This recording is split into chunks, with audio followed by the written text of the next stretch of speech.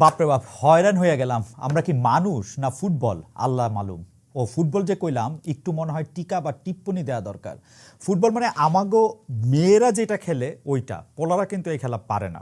কে যে কই থেকে, ফুটবলের কথা করছিলাম, কে যে কই থেকে কোন পোস্টের দিকে তাক কইরা বল শটাইতেছে, আমারে মনে করাইতেছে রাজা মিয়ার কথা। মনে আছে আপনাদের রাজা মিয়ার কথা?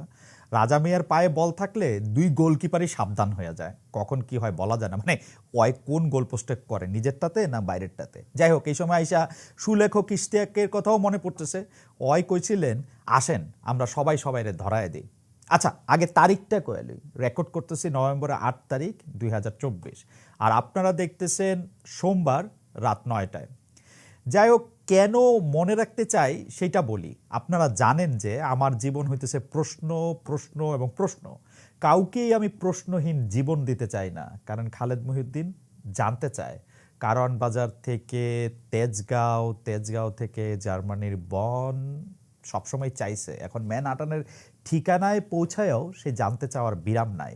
তবে জীবনের অর্ধ শতাব্দীর মাইলস্টোনের দ্বারায়া মনে হচ্ছে জানতে জানতে একটু জানাইতেও থাকা যায়।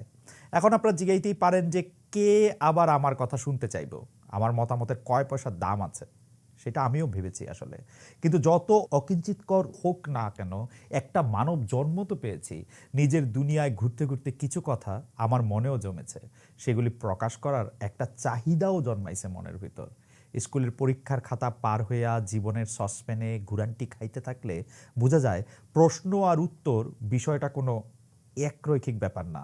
বব ডিলেন গাইছিলেন, answers my friend are blowing on the wind. সেইটা ঠিক আছে, তবে প্রশ্ন ধুইরা ধুইরা তো আর উত্তরের বাতাসেরা বইতে থাকে না। ওই রকম জোড়া মিলায় মিলায় ধরাও দেয় না। কিছু প্রশ্ন করতে করতেই উত্তর মেলে, আবার তার থেকে নতুন সব প্রশ্নরা ডালপালা মেলতে মেলতে মহিরুহ হয়। আজকে ক্যামেরার সামনে হাজির হইয়া তো তবদা খাইয়া গেছি, বিশ্বাস করেন। কোনটা রাইখা কোনটা যে কমু দিশা পাইতেছি না।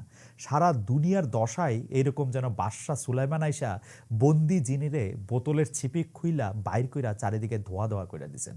তার তলে কিছুই চেনা যায় না। কে যে কোথায় কারে বোম মাইরা উড়াই দিতেছে, ইসরায়েল, ফিলিস্তিন, ইরান, লেবানন, কোথায় কোন মাস্টার মাইন্ড ঘাপটি দিয়ে আছে অন্ধকারে, কিছুই দেখা যায় না। এক তো দেখেন বর্তমানে আমি যেখানে আছি সেই আমার বসতভূমির অবস্থা। এই এত বড় দেশ, এত মানুষ, তারা স্বর্গ মর্ত পাতাল খুঁজা দুই পার্টির দুই নেতা পাইছিল, একজন ঘাটের মরা, আরেকজন দাগি আসামি। তো ঘাটের মরারে সাইডে রাইখা কমলা ম্যাডাম শেষ মুহূর্তে দলের হাল ধরলো, যার নামই হইল হারিস। সে জিতবে কেমনে? 34টা ফেলানি কেস প্রমাণিত হওয়ার পরও ট্রাম্প কাকু আবার ট্রাম্পেট বাজাইতে বাজাইতে মঞ্চে উপস্থিত হইলেন। আপার এতিম লীগের ঘরে ঘরে অবশ্য সেই জন্য ঈদের আনন্দ হয়েছে, লাড্ডু বিলাইতেছেন উনারা। এতদিন ধরে গর্তের ভিতরে থাইকা আপা সমানের দোয়া ইউনিস পড়ছেন বইলেই না এমন বিজয়ের দেখা পাইলাম। জাতির পিতা নাই তো কি হয়েছে, কেউ কেউ কইতেছেন এবার ট্রাম্পরে দিয়া জাতির কাকার খেল দেখানো হইব। বিষয় হইল 800 বছর পর রাজা লক্ষণ সেনের পদাঙ্ক অনুসরণ করে আপা পালাইলেন খিড়কি দরজা দিয়া। সে সময় আর কিছুই তার মনে ছিল না। তার অনুগত মাফিয়া বাহিনী, যারা গত 15 বছর ধরে তার হুকুমে মানুষ ধরছে, কুচুকাটা করছে, সবগুলি ইনস্টিটিউশন ধ্বংস করছে, পলানোর সময় সেই মানুষগুলির কথাও মনে পড়ল না এতিম লীগ জননী শেখ হাসিনার। অথচ এই না হইলে জননেত্রী, সে পলায়ন পর মুহূর্তেও অবশ্য বুদ্ধি করে নিজের টেলিফোনটা নিতে ভুলেন নাই। মজার ব্যাপার হলো এই টেলিফোন দিয়ে তিনি নানা রকম জায়গা থেকে মানুষের সঙ্গে কথা কন। মানে এইটা সাথে রাখছিলেন বলেই মাটির তলা থেকে ছত্রখান হইয়া যাওয়া ছোট ভাইদের উদ্দেশ্যে কিছু বাণী চিরন্তনী ছড়াতে পারেন। কিন্তু ঘটনা হইল যে এরা কারা, এরা মানে ওবায়দুল কাদের সাহেবের মতো বলতো এরা কারা, এরা কোথা থেকে এলো? এই আওয়ামী লীগের নেতারা আসলে কারা, যারা আওয়ামী লীগের সর্বোচ্চ নেত্রী শেখ হাসিনার দেখা পায়? এরা আসলে কারা? এই এই এই এই এই কথাগুলি শুনলে আমার কাছে মনে হয় এইদার এগুলি বানানো, অথবা এই ফোন আলাপ যে লিক হইতেছে, যেটা তার লগে কথা করতেছেন তারাই করতেছেন। আওয়ামী লীগের লোকজনও কইতেছে যে আপার দেখা যারা পান তারা যে এই ফোনের কথাগুলি লিক করেন এটাকে ঠিক করে নাকি। যাই হোক, এইসব কথার মধ্যে দিয়ে আমাদের কাছে ভেসে আসে বিভিন্ন রকম বাণী, যেমন আমি আর্মিকে বলে দিব ওটা এখানে এটা ঠিক হয়ে যাবে। এইবার যেটা আর্মিকে উনি বলে দিবেন এবং এটা ঠিক হয়ে যাবে। উনি আবার এরকমও বলেন যে তোমরা গিয়ে ট্রাম্পের ছবি সামনে রেখে এরকম মিছিল করবা, তারপরে যদি ওরা কোনো কিছু বলে তাহলে আমি এটা আগের থেকে ছবি তোলার ব্যবস্থা করে রাখবা, তারপরে আমি এটা ট্রাম্পের কাছে পাঠাই দেবো, এটার ব্যবস্থা আমার আছে। মাই গড, 2 দিন আগে বাইডেন সাহেবের সাথে একটা, 2 দিন না মানে বছরখানেক হয়েছে মনে হয়, বাইডেন সাহেবের সাথে একটা পরিবার সহ ছবি তুললা, তারপরে সেইটা দিয়েও বেশ মানে ব্যাপক মানে যেটা ফ্লেক্স বলে ওইটা আমাদের প্রধানমন্ত্রীরা আমরা লইতে দেখছি। এখন আবার ট্রাম্প কাকু আইসা গেছে, আর ভয় নাই। আপা এখন হেমিলনের বাঁশিওয়ালার রূপে আবির্ভূত হয়ে তার গর্তের ইন্দুরবাইদের কানে অথবা বোনদের কানে ট্রাম্পেট বাজাবেন, আহা আলো আসবেই। আমরা আসলে জাত হিসাবে ফ্যান্টাস্টিক, মানে কেউ কেউ কিউট, কেউ কেউ কিউটই ভালো, কিউট আছে, কিউট আছে। কয়েকদিন ধরে ধুন্দুমার চললো কি শেখ হাসিনা পদত্যাগ পত্র নিয়ে। আমার এটা ভাবতেই মজা লাগে যে কারো কারো মনে হইতেছে শেখ হাসিনা পদত্যাগ না করেই দেশ থেকে চলে যেতে পারেন এবং এই কথা কইতে পারেন যে আমি এখনো বাংলাদেশের প্রধানমন্ত্রী। সে পালানোর পর তার যে ছেলেরে কেউ হারিকেন দিয়ে খুঁজে পাইতো না, সে একসাথে 5টা 6টা মিডিয়াতে কথা কইছে, ভাই আমার মা পদত্যাগ করছে, এখন আওয়ামী লীগের কী হবে সেগুলো আমাদের দেখার দরকার নাই। আওয়ামী লীগ তাদের মতন থাকবে, আমরা আমাদের মতো থাকবো, আমরা আমাদের মাকে নিয়ে আসতেছি, বাংলাদেশের লোকজনের কী হবে সেটা নিয়ে আমার মাথা ব্যথা নাই। সেটা নিয়ে অনেক কথা, অনেক মানে কথা তো কথাই, আরও অনেক কিছু মানে যেটা আসলে মানে ভদ্র সমাজে একটু উপস্থাপন করা, বা আমার ধারণা রাত 9টা বাজে, যাদের একটু কম বয়স তারাও শুনবে, সেজন্য আর এটা কইলাম না। সেই সব কথার সে আবার নিজেই কারেক্ট করছে। তার ছেলে আবার বলল যে আমার মাকে নিয়ে আমাদের আর এখন কোনো রাজনীতি করার চিন্তা নাই, আমার মা এখন আর রাজনীতির সাথে থাকবেন না।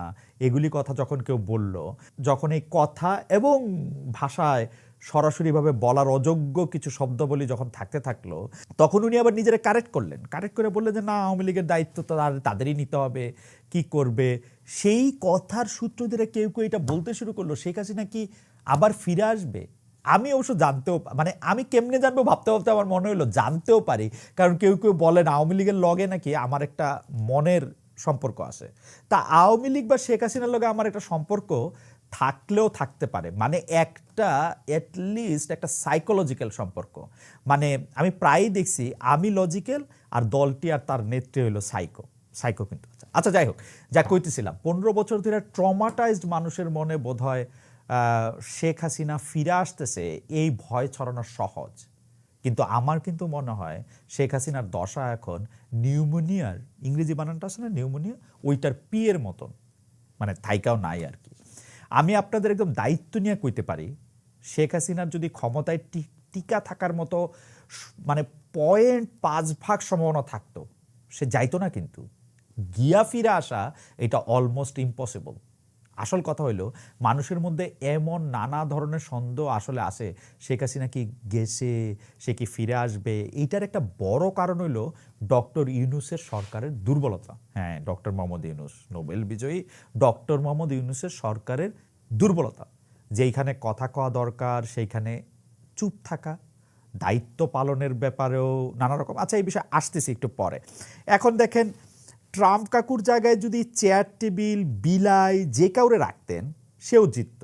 কারণ সামনে কে আছে সেইটা বিষয় না, এগোর পিছে থাইকা কারা দেশ আর দুনিয়া চালায় সেইটা দেখার বিষয়। এগোরে মাথার উপর বৈশা থাকে নেতানিয়াহু, যে কিনা জেনোসাইড চালাইতেছে ফিলিস্তিনের উপর। অক্টোবরের 7 তারিখে আল জাজিরা রিপোর্ট বলতেছে গত 1 বছরে অন্তত 41,870 জন ফিলিস্তিনিদের খুন করা হয়েছে, তার মধ্যে 16,756 জন শিশু। এই খুনি নেতানিয়াহু যখন যুক্তরাষ্ট্রে আসে, তার স্ট্যান্ডিং ওভেশন দেওয়া হয় স্ট্যান্ডিং ওভেশন ওয়াশিংটন কংগ্রেসের যৌথ সেশনে, মানে সবাই মিললে আর কি দাঁড়ায়, তালি দেয়। 7 অক্টোবর ইসরায়েলের উপর হামাসের হামলার 1 বছর হইল। এই দিন প্রথম বিশ্বের প্রায় সবগুলি দেশই শোক প্রকাশ করছে ইসরায়েলের জন্য। এমনকি কমলা হ্যারিস, যারা আপন লোক ভাবতে চাইছিল দেশের বাদামি চামড়ার অভিবাসীরা, তিনিও কইছেন ইসরায়েলের অধিকার আছে নিজের ডিফেন্ড করার। চিন্তা করেন, 1 বছরে ফিলিস্তিনের 42,000-এর বিপরীতে ইসরায়েলের 1706 জন মারা গেছে। আর 1948 থেকে শুরু করে এই 76 বছর অকুপেশনে কত লাখ লাখ কোটি কোটি ফিলিস্তিন খুন হয়েছে তার হিসাব আছে। তারপরও খুনির মায়ের বড় গলা। যেমন সম্প্রতি বাংলাদেশের জনৈকা ম্যাজিস্ট্রেট একটা ফেসবুকে স্ট্যাটাস দিলেন, আবু সাইদ নাকি সন্ত্রাসী।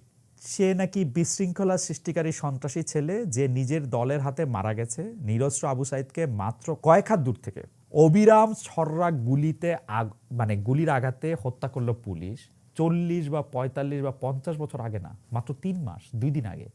এই ঘটনার ভিডিও ছবি দেখেছি আমরা সারা দুনিয়ায় ছড়ায় থাকা কোটি কোটি মানুষ। মৃত্যুর ঠিক আগের দিন 15 জুলাই আবু সাইদ তার ফেসবুক স্ট্যাটাসে রাজশাহী বিশ্ববিদ্যালয়ের রসায়নের শিক্ষক শহীদ শামসুজ্জোহাকে স্মরণ করেছিলেন, যিনি 1969 সালের ফেব্রুয়ারিতে ছাত্রদের রক্ষা করতে গিয়ে পাকিস্তানি সেনাবাহিনীর গুলিতে নিহত হন। মৃত্যুর আগের দিন শহীদ শামসুজ্জোহা বলেছিলেন, আজ